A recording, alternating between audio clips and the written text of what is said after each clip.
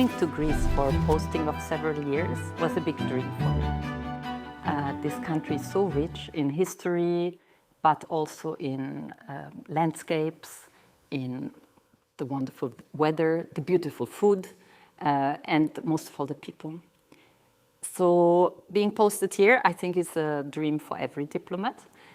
For me, it was a bit special, maybe also because I had circled around the region before. I was posted to Rome for a while, to Istanbul, Constantinople, and also to the Balkans, to Skopje and Pristina. And so coming to Greece was like coming to the center of my interest. I've traveled quite a lot, both officially and privately. 3 years are too short to see all the wonderful places and islands here in Greece. But I've been to the north, to actually not only Yanina, of course Thessaloniki, but also Alexandroupoli, Komotini, Xanthi. I've been to the center, to Karditsa, for example, to Lamia, to Larissa. I've been down in Peloponnese, of course. Mani is wonderful, but also the area around Pylos is very beautiful. And the islands. And then I have something I have to tell you. A friend once told me, but if you've been to 2-3 islands, you know what an island looks like, the Greek islands. They must be all the same. And I said, no, not at all, because you have the Ionian Islands with all this lush green beauty, and then you have the Cyclades with the wind and all this history and very arid and sunny and strong character. And then you have the Aegean Islands with the Dodecanese, with so diverse backgrounds, with history from the Byzantines and Ottomans and so many others. So traveling in Greece is very rewarding, and I recommend to everybody to do it. The only shock that I had, and you can't even call it a shock, was the immense hospitality. Because sometimes it makes me feel ashamed of us Austrians. We are up there in Central Europe, we are a bit more distanced. And so sometimes this warm embrace that we get is for us, we feel that we can't respond in a proper manner. I get presents and I don't have anything to give back. And so I just try to make up for it with a smile. And yeah, mostly that works.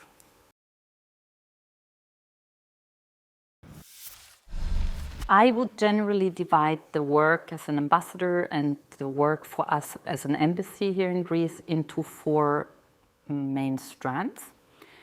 There's the political work, where we organize meetings and visits at all levels between Austria and Greece. And of course, mainly in the areas that we have common interests. So that is education. We had a wonderful visit of then Minister of Education Pirakakis to Austria, sustainable tourism, and migration is also one field. Then we have the economic area, where we try to get Austrian companies to be more interested in Greece. We have about 50 subsidiaries of Austrian companies, and another 3,000 Austrian companies have some kind of representation here. So we have a lot of contact, but now is a good time to get even more interest in investing and in trading here in Greece. Then the third area is the cultural, and that is something that is very easy to do because both our countries are very interested in exchange in the field of culture and music. I think we'll get to talk about this more later. And the fourth strand is the consular work. We're a small country. We have a bit more than 9 million inhabitants in Austria. But last year, 925,000 Austrians visited Greece. So more than 10% of the population came. Every 10th Austrian, from the baby to the grandfather, came to Greece. And of course, so many people traveling also means that they sometimes need some support. I mean, by far not everyone, but somebody loses their passport or needs some other help from us.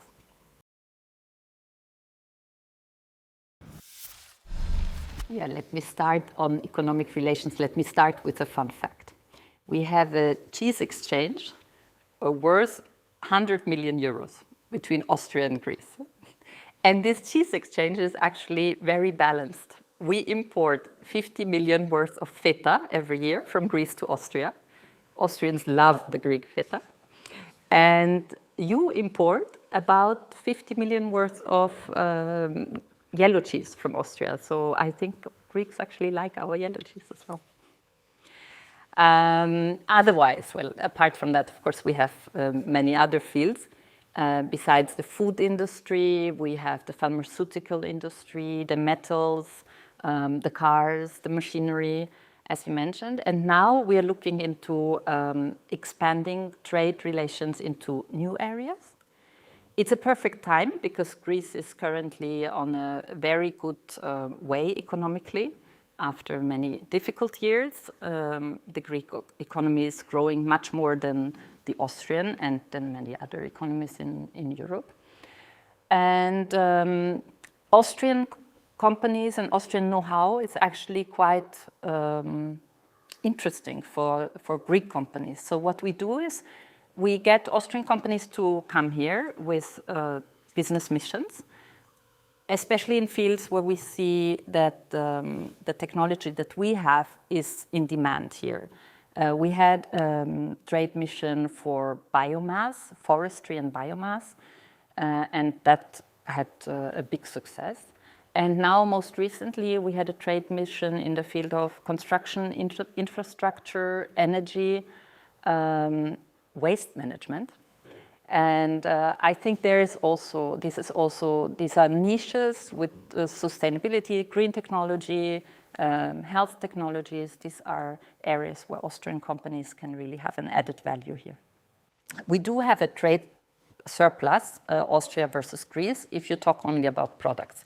But actually, when you include the service sector, it's more than compensated because of the many Austrian tourists who come. But we are working on that, and we are trying to get more Greeks also to visit Austria because we do have something to offer, and not only the Christmas markets, but also in other times of the year. The brutal Russian invasion to Ukraine more than 4 years ago was a big shock to all of us.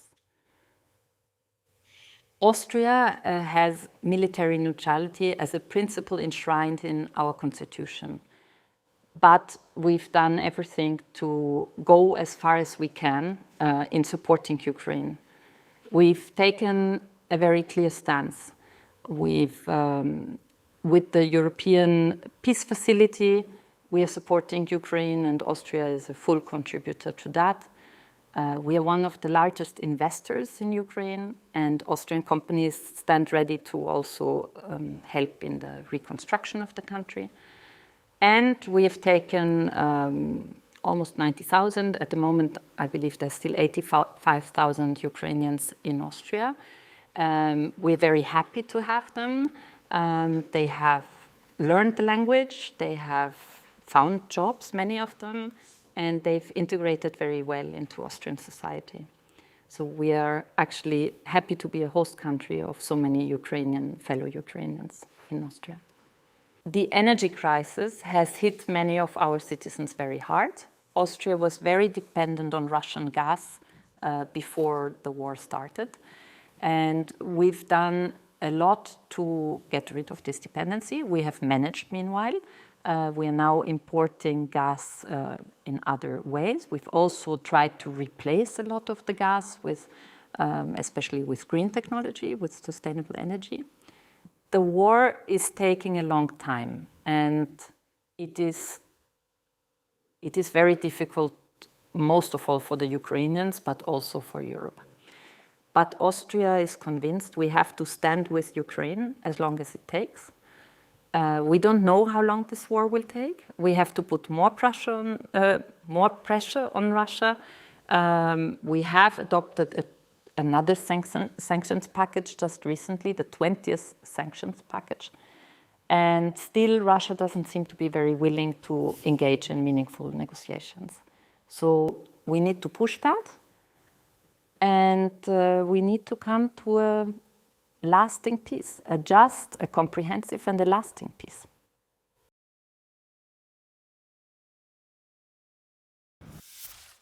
Austria and Greece have both been very affected by migration in recent years.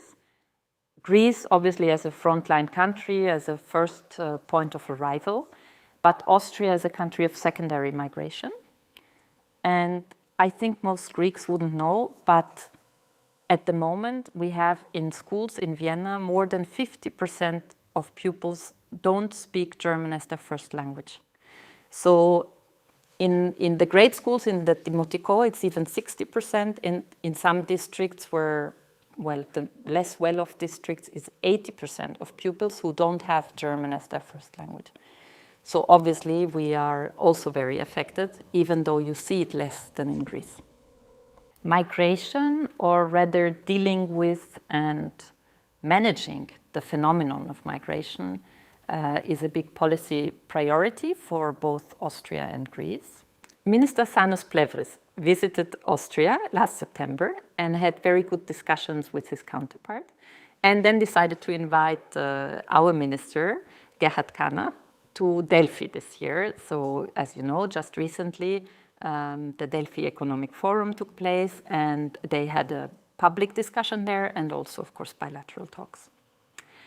The new European Pact on Asylum and Migration will enter into force in June. And we all hope that with this new pact, things will get clearer, that we can have a better distinction between illegal migration and people coming here because they need asylum. And that way we can also help those who have a right to stay better to integrate, and those who have to leave, unfortunately, will have to leave. At the same time, all over Europe, countries need more labor force.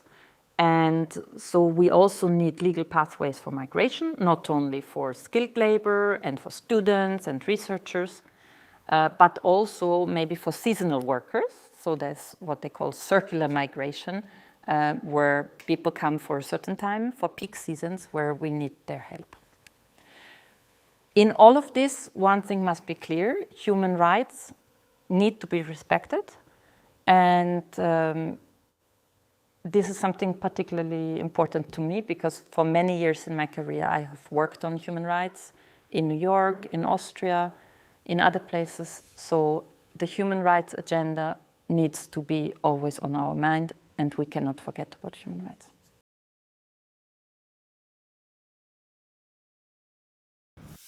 There were many Austrians who came to Greece during the War of Independence and helped here in the fighting. But there were also many who were diplomats, intellectuals, who did some of the background work, I would say, for the revolution. Vienna, at the time, was the capital of an empire, and we had lots of publishing and printing houses, and a lot of this preparation for revolution and the networking and the also public opinion making was actually made there. We are celebrating this. We are celebrating this mutual help, but mutual because we actually also had many Greek Austrians who lived in Austria, some big families, the Sinas family, Georgios and Simon Sinas from the Austrian National Bank. They used their wealth to help the construction of the Academy of Athens. And then for us, maybe even more important, Nicolas Dumbas, who was a famous textile industrialist in Vienna, and put a lot of his money into the construction of our best and most important concert house, the Vienna Musikverein. So we are very grateful to these Greeks who lived in 19th century Vienna and who were part of the very important Greek diaspora there. Austria and Greece may both not be geographically huge, but we are really huge on culture, both of us.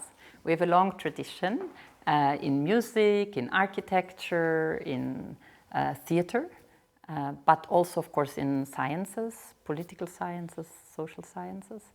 And so we have a big exchange, a great exchange on all levels between artists of the two countries. And the Austrian embassy has for a long time been engaged in that, but actually we have for 10 years now, last year we celebrated the 10th anniversary, this Austrian-Greek music summer. Well, we define summer not only July and August, but we start in April and end in November often. The Greek summer is very long. And we organize concerts all over Greece, about 35 to 40, with Austrian artists and Greek artists, and many Greek musicians who actually live and work in Austria come back to Greece, and they give concerts in all fields: classical, jazz, even digital, new music.